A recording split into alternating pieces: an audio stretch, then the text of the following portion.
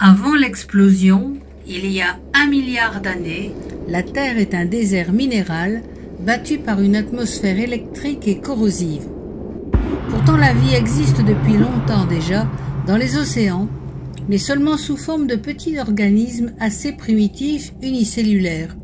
Des algues bleues, des bactéries et quelques formes un peu plus évoluées mais encore microscopiques.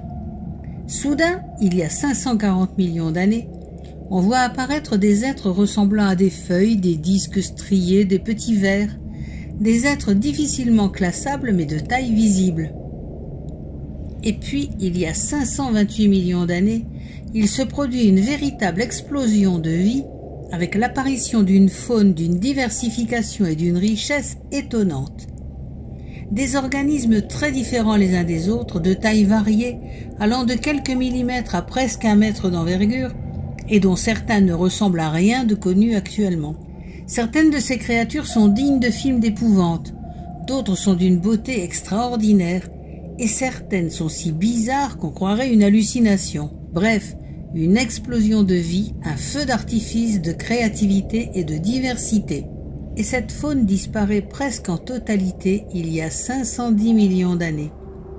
Comment la connaissons-nous alors? Plongez et vous verrez. Margaretiadorus est un genre d'algues vertes ressemblant aux algues vertes modernes Caulerpa.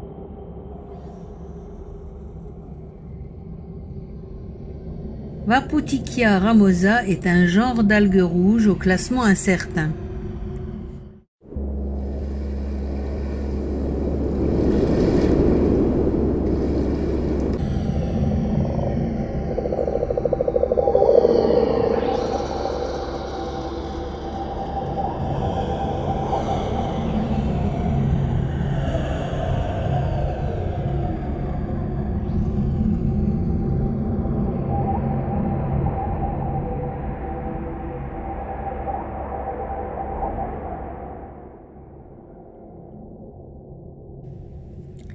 Marella splendens. On l'appelle aussi le crabe à dentelle à cause de ses 26 paires de branchies plumeuses et des 26 paires de pattes qui devaient onduler dans l'eau. Sa tête porte 2 paires de grandes épines incurvées en forme de diapason ou de lyre et qui s'étendent vers l'arrière sur toute la longueur du corps. Elle était sans doute pigmentée de couleur brillante, d'où son nom de splendens qui veut dire brillant. Mais c'était aussi sans doute un redoutable prédateur. Picaia gracilens est un animal ressemblant à un poisson gracile.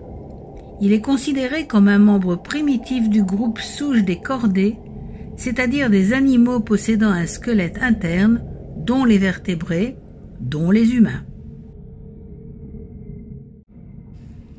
Nectocaris pteryx est un représentant primitif du groupe des mollusques céphalopodes. Son nom signifie crevette qui nage. Il pouvait atteindre 7 cm, y compris les 2 tentacules prolongeant à l'avant son corps de cerf-volant. Odaraya alata. Cet ancêtre possible des arthropodes ressemblait à un sous-marin.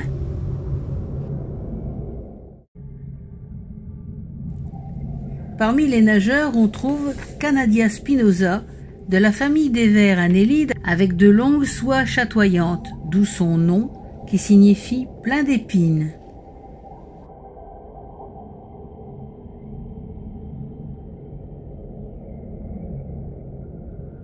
Isoxys acutangulus est classé comme un arthropode primitif et ce carnivore de 4 cm maximum possède une carapace à 2 valves lisses avec 2 épines tranchantes et d'où sortent 2 yeux pédonculés.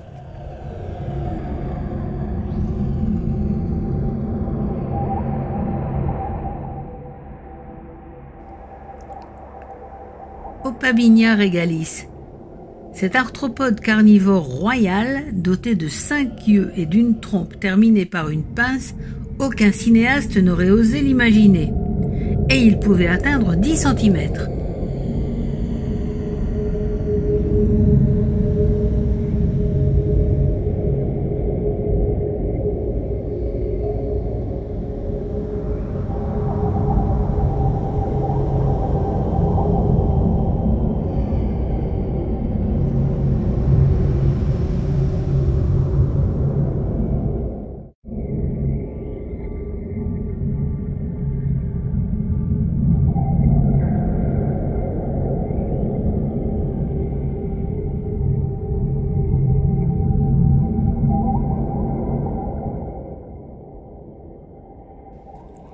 Canadaspis perfecta est un arthropode au classement incertain dont le nom signifie bouclier canadien complet. Et c'est vrai qu'il a l'air blindé.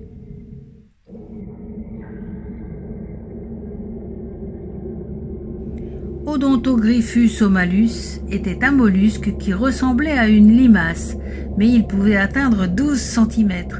Et sa langue, appelée radula, était hérissée de 3 rangées de dents pointues capables de gratter le sol dur du fond marin. Son nom signifie énigme dentée, un bon titre de film d'horreur.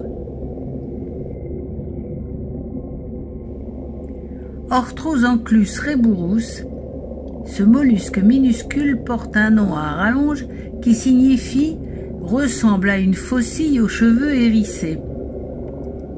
Mais il ne dépassait pas 1 centimètre et était probablement herbivore.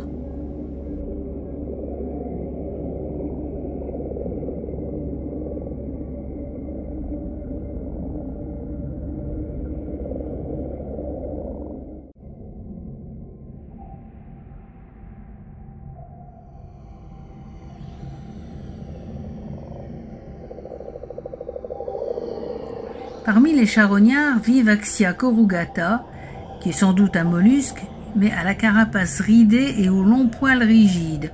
Encore un mystère. Sydneya inexpectans, c'est un arthropode carnivore, inattendu car on l'a découvert dans une strate plus ancienne que les autres habitants du site. Il reste aussi mystérieux, mais pouvait atteindre 16 cm. Impressionnant.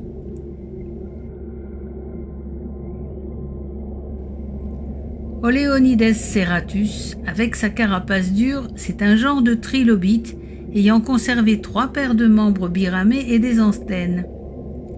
Les spécimens sont encore à l'étude.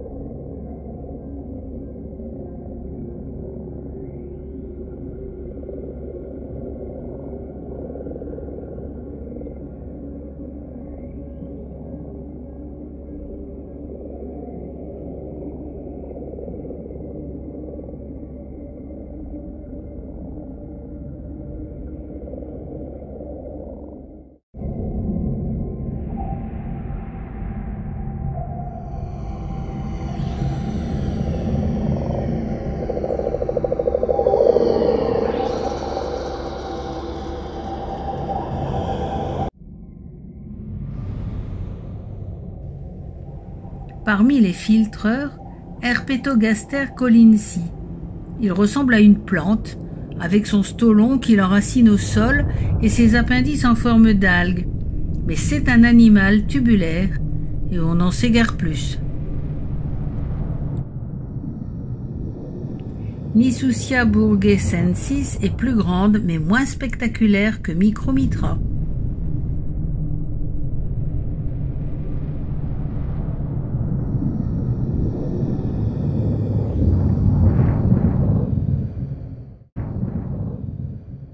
Micromitra burgessensis, le petit turban de Burgess, avait une belle coquille minérale très décorée et de longues soies sortant des valves, mais il ne mesurait pas plus que 10 mm.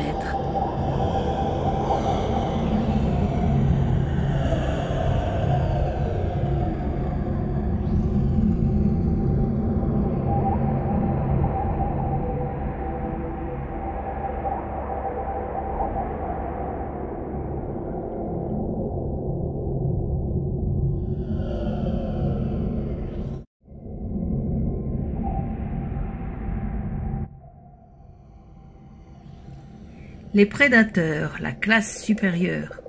Parmi eux, Anomalocaris canadensis, le plus gros prédateur du Cambrien, avec une mâchoire ronde entourée de 2 cercles de dents pointues et 2 grandes pinces segmentées couvertes d'épines. Il pouvait mesurer de 25 cm à 1 mètre et à cette taille, c'était vraisemblablement un monstre effrayant.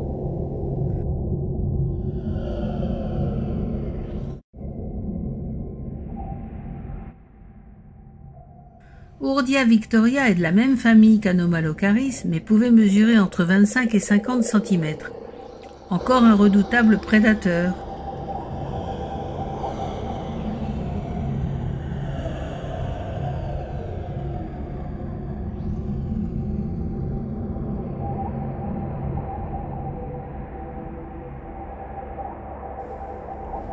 Hallucigenia sparsa. Le fossile qui a donné son nom à l'espèce n'avait littéralement pas de sens, ni haut ni bas, mais des genres de pattes molles d'un côté et de pattes raides de l'autre, et pas moyen de distinguer la tête de la queue, les deux bouts étant identiques.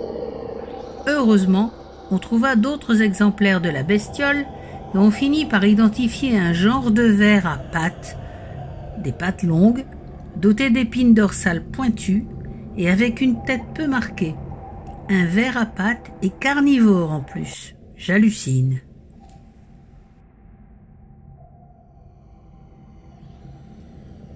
Yohoia tenuis, encore un animal carnivore au classement incertain. Arthropode ou chélicérate. Son nom vient du mot yoho, exprimant l'étonnement, et de ténu, car il ne dépassait pas 2 cm.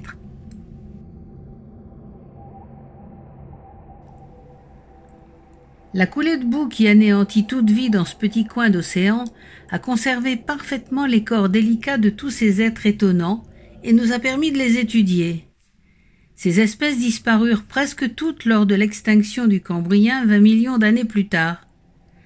Bien sûr, l'évolution reprit ensuite son incessant travail de diversification, mais plus jamais au cours des temps on ne retrouva pareille diversité, pareille explosion de vie et de formes. Et s'ils avaient survécu, que seraient-ils devenus ?